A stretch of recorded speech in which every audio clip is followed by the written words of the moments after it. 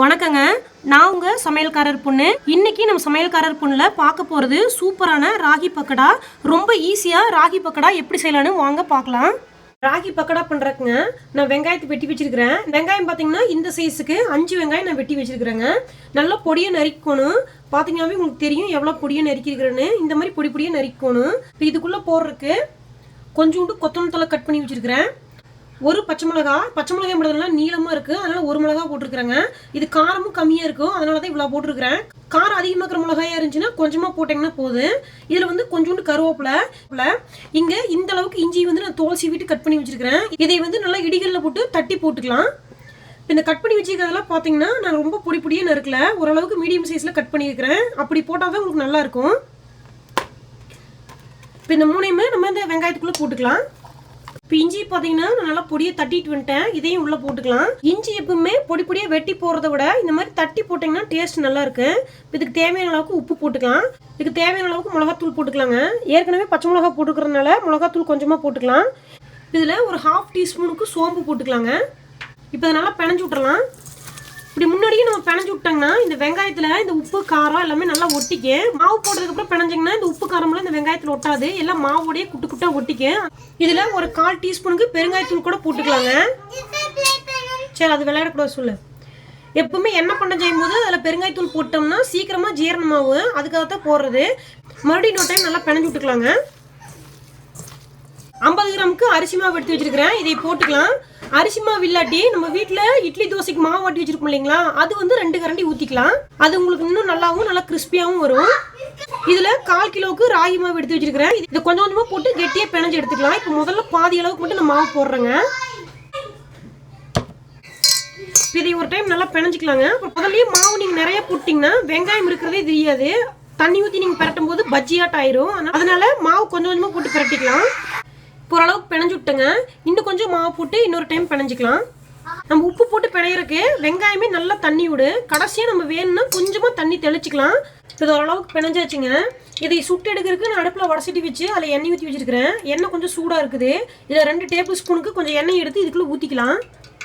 உங்களுக்கு நல்லா கிறிஸ்பியாக கிடைக்கும், அதனால தான் இது ஊற்றுறது. இது எண்ணெய் ஊற்றியாச்சுங்க. ஒரு பிணம் பிணைஞ்சிக்கலாம். அதுக்கப்புறம் பத்திரினா கொஞ்சம் தண்ணி ஊற்றிக்கலாம். இது நல்லா பிணைஞ்சு விட்டேன். கொஞ்சம் உதிரியாக இருக்குது. கொஞ்சமாக தண்ணி தெளிச்சு பேஞ்சிக்கலாம்.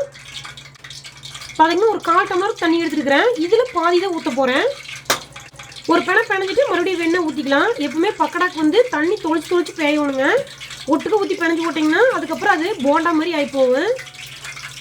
அதில் காவாசி தேங்காய் ஊற்றினா இப்போ பார்த்தீங்கன்னா இதுவே கரெக்டாகுது. இப்போ இதை கையில் எடுத்து இப்படி பிடிச்சிங்கன்னா இங்கே பாருங்க அப்படியே உங்களுக்கு உருண்டையாக வருது. இதுதாங்க கரெக்டான பதம். எப்பவுமே பக்கோடா போடுறதுக்கு பதம் ரொம்ப கரெக்டாக இருக்கணும்.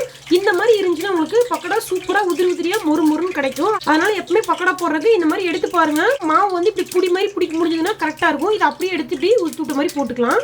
இதில் பார்த்தீங்கன்னா கரெக்டாக 1/4 கிலோ ராகி மாவும் 50 கிராமுக்கு அரிசி மாவும் போட்டிருக்கிறேன். அரிசி மாவு போட்டதுனால உங்களுக்கு இன்னும் மொறுன்னு கிடைக்கும்.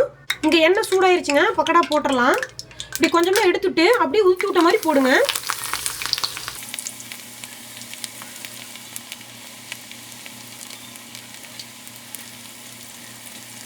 இது நல்லா வேவிட்டு அதுக்கப்புறம் இது திருப்பி விட்டுக்கலாம்.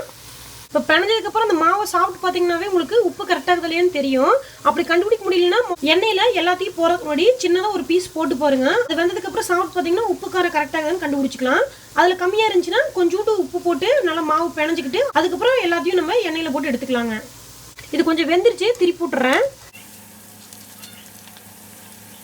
இந்த சைடு நல்லா வேகட்டுங்க. பக்கோடா பார்த்தீங்கன்னா நல்லா வெந்துருச்சு. இப்படி தூக்கி போட்டிங்கன்னா நல்லா மொறுன்னு சத்தம் கேட்கும். இதுதான் கரெக்டான ஸ்டேஜ். இது எடுத்துடலாங்க. இப்போ அடுத்த இடத்துல கூட போட்டு எடுத்துக்கலாம். இப்போ கையில் குத்தா வச்சுக்கிட்டு இப்படி பிணைஞ்சிட்ட மாதிரி பண்ணிங்கனாவே அது உதிரியாக விழுந்துக்கும். திருப்பி விட்டுறலாம்.